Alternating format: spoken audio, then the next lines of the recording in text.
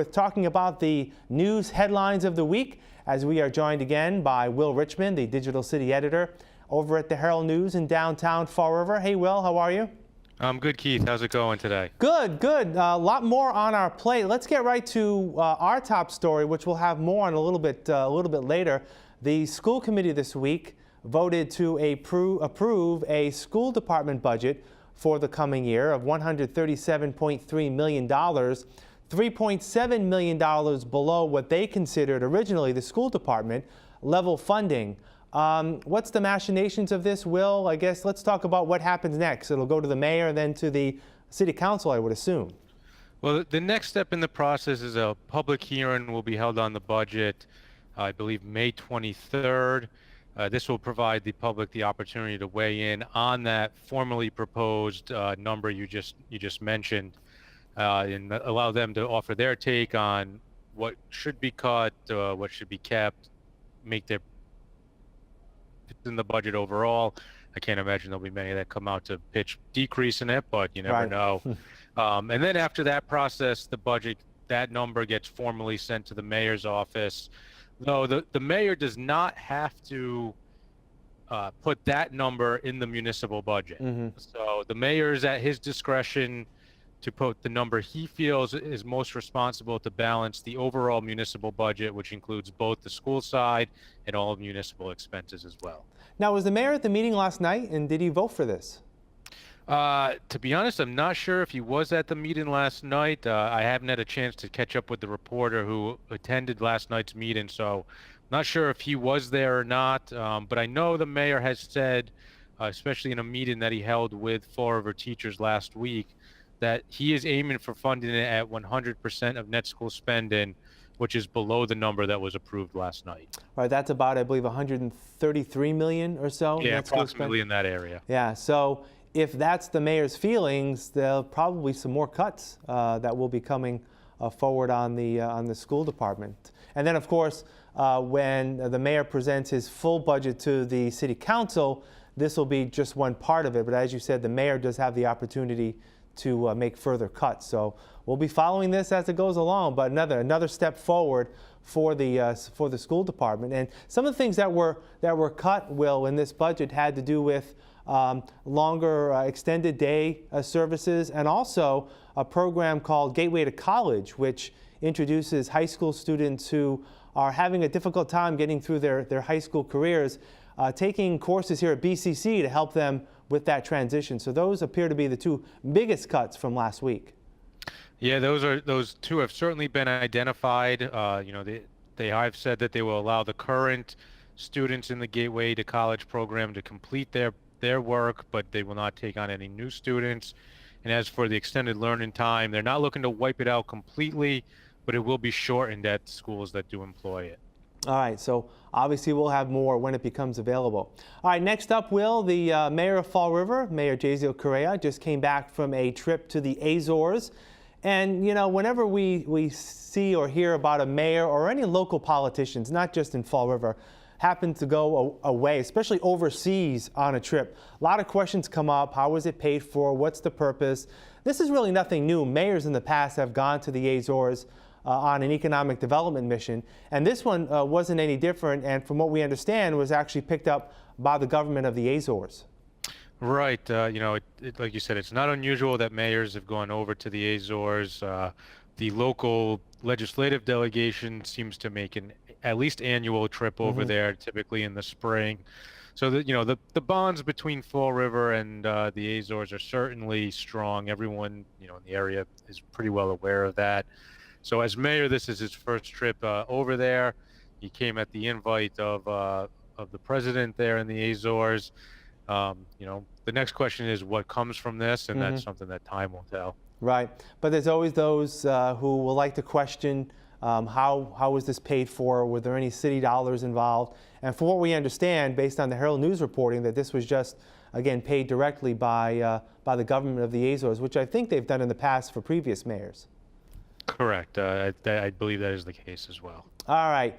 This week, the Indiana primary for the presidential election was held, and it pretty much set clear now who will be the presumptive nominees for the Democrat and Republican primary election nominees coming up this year. It's going to be Donald Trump and Hillary Clinton.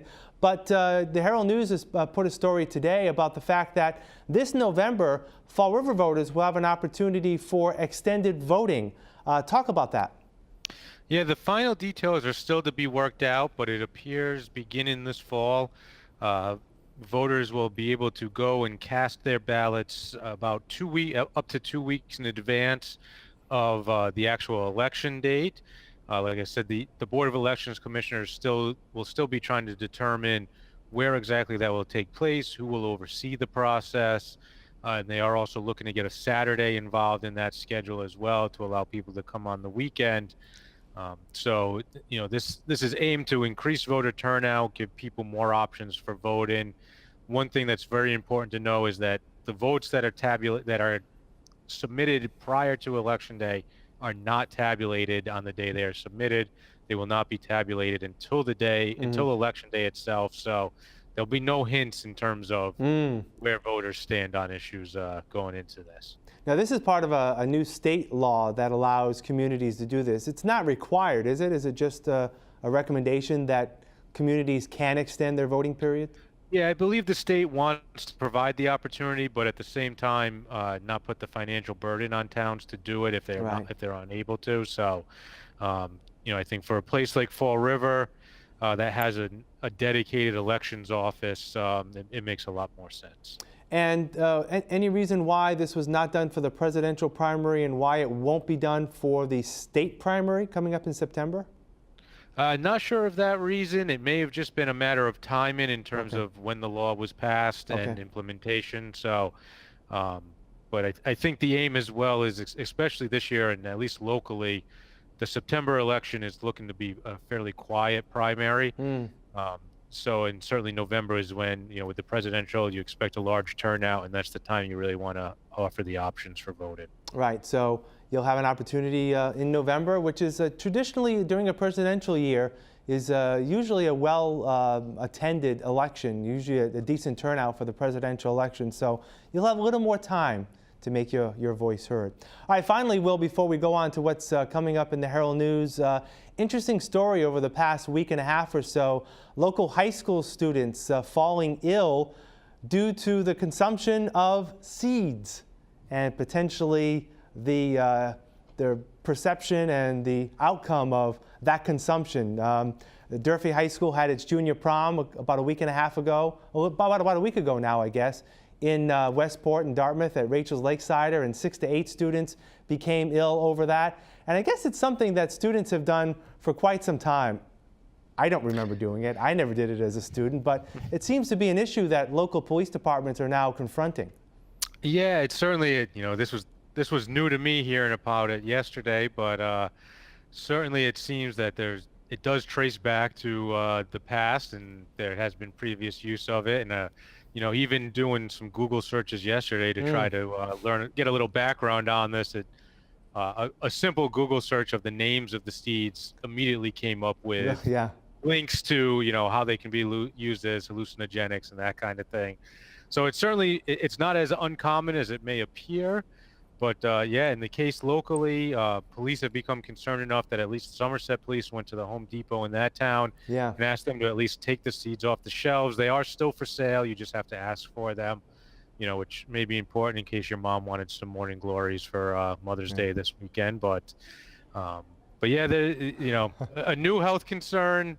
Hopefully the warning is out now. It's obviously this information is widespread. Letters have gone out to families and many school districts locally, and obviously it's made the rounds in the news cycle as well. So, if you see seed packets around your house, make sure they're getting planted, I guess. Yeah, I guess every generation had its thing, so this happens to be this generation's thing. Hopefully, no one gets seriously injured from the consumption of these seeds. All right, Will, what's happening at the Herald News over the next few days?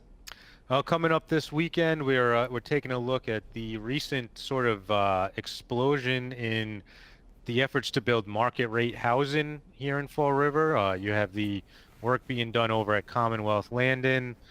The purchaser of the mill over on Alden Street recently announced plans to construct market rate housing there. And obviously it's a target of Mayor Correa as well, who has said that the city needs to attract more residents that are interested in that type of housing. So that's something we'll be looking at this weekend. And, certainly we're starting to get into the meat of budget season. So that will be an ongoing topic for us to follow. Absolutely, not just here in Fall River, but all cities and towns across the Commonwealth, with July 1 coming very, very soon. All right, Will, thanks for joining us. Have a great week. All right, same to you, Keith.